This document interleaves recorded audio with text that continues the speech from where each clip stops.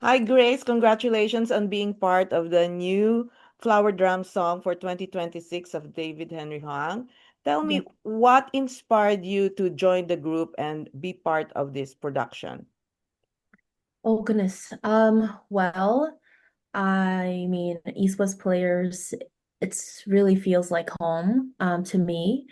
This will be my fifth production now with this theater company over a span of 12 years. And this was really my first professional job, like out of college as well. And so, this career is not very linear, but there are a lot of full circle moments. And I feel like this is truly a full circle moment for me to return specifically to this production.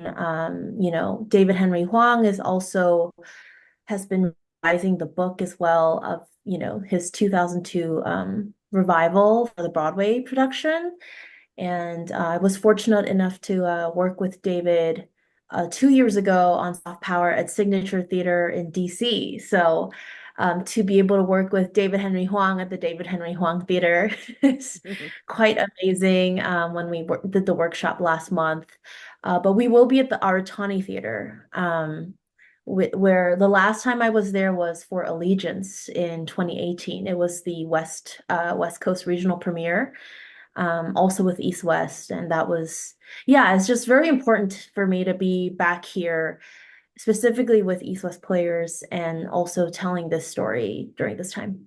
Yes. And can you tell me how you're preparing now for your role as Mei Li? Yes, so we just started rehearsals. Like I said, we did do a workshop about around late January to kind of revise, do some book revisions back then as well. We have a fantastic dialect coach who is helping me speak some Mandarin and pronounce get all the tones correct. So we have worked with our dialect coach Patrick, because I think our director Lily Tung Crystal, also the artistic director of East West Players, she had mentioned that specifically with our show, and our production of Flower Drum Song, she really wants to honor our communities by really honoring authenticity and specificity. So I think that is also how I want to approach the work. The story of Mei Li is that she immigrates, from China. She flees China during the 60s. And, for me, I'm a daughter of immigrants as well. So I feel very much connected also to the story of just how everybody got here to this country. And I'm trying to also pull from that as well, of that it is, all part of our stories and journeys of just how we came here. And yeah, are just learning to take up space and hold on to our identities. Yeah, Yeah, I think those themes of immigration, assimilation are still very relevant these days. So do I you would think say so. the, yeah, so do you think the younger audiences will watch this show for these reasons as well? I hope so. I really hope that, I also believe we have a student night on April 30th, and, accessibility is a big part of East West Players' mission as well, and outreach and education. And so I believe we also have like a pay what you can performance that, a lot of students or young people can come to. I really think it is very important to understand, especially for people in the, AAPH, AAPINH community, excuse me. I'm like making sure all the letters are in there. For us to understand whose shoulders we stand on. And so, yeah, I would really encourage all young people to come. And, this is such a, I know more people know it from the movie. That was, I believe, like in the 50s or 60s, around the first time um, after the show opened on Broadway. So that was like the first time it was an all Asian, cast in like a big Hollywood film.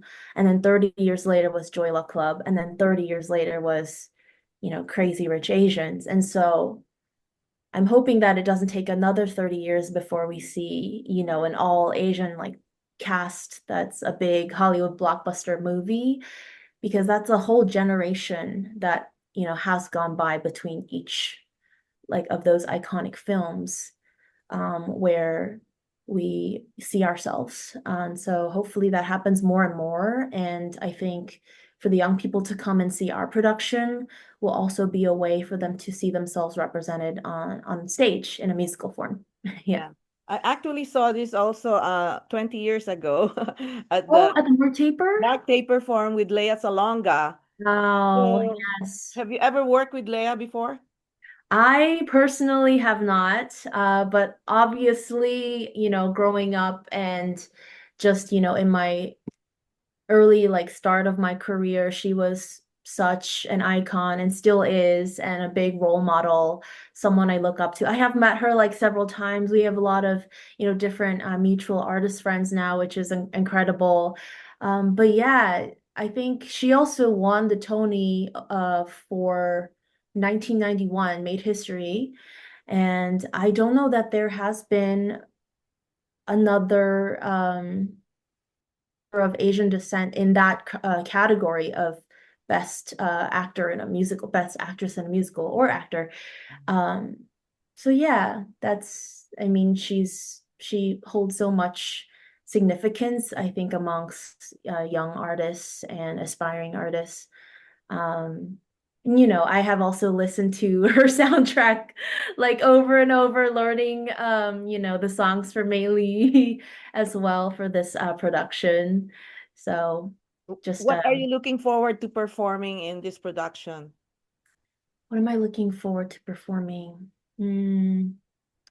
I will say, it may be my fifth production at East West Players with East West Players, but it really is my first time being a leading lady. So that's really exciting for me.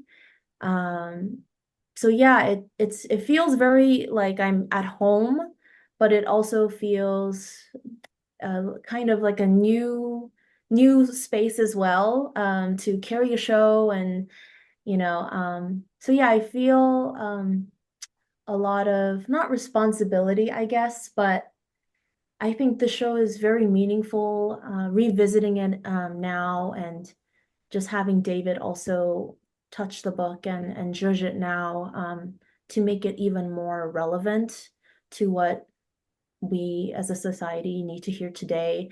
We also have several members who were part of the revival Flower Drum song in '02. Lainey Sakakura is our choreographer, but she was in the ensemble. Mark Oka, who's playing Wang, is also was a dance captain in the Broadway revival, but now is in the cast. So yeah, and also Sally Hong as well. So we have just all these different threads connecting throughout the years, and different versions of this production, connecting us all. So I really feel that it is a very special time and moment and piece that we get to do, and visit, just and approach it really like a new work, is what, we talked about the other day too in the room.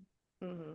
And you also was in Hadestown, and you work with John Briones and Isia Briones, the Yes. father-daughter group. Tell me about your experience about working with them. I mean, also, for John and I did an East West show together. That was my first musical at East West Players, La Cage aux Folles. And that Getty Watanabe, who is in Flower Drum Song now, was also part of 10 years ago for the 50th anniversary. So it's wild to be back for the 60th anniversary, being able to do this show with Getty Watanabe as well. But yeah, I mean, John and Issa, they are really wonderful people, beyond being actors and storytellers, but they're just really kind, and they, I think, have always, like, representation has always meant a lot to them as well. And they are people, both people I can say, who want to hold the door and keep the door open to keep ushering the next generation of artists. I mean, for John John and Issa, it's like a literal generation of, you know, just making that way, paving that way. And I have a lot of admiration, for both of them individually as well, and for the whole family. They have been huge supporters of East West, and they have both been parts of wonderful, wonderful productions here at the theater company. So to meet them on the Hadestown stage, that was really, really fun to get to do that. As LA transplants meeting in New York, and that was really exciting to also share the stage for Issa's Broadway debut. She's back on Broadway, back as, Connie Francis and Just in Time. So that's also really exciting. And yeah, I hope I can work with them again in the future. And who knows if it's going to be all three of us or just, one or two at a time. But yeah, that is a very talented and exceptional just family.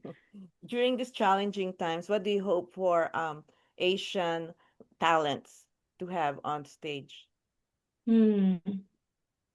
During this challenging time.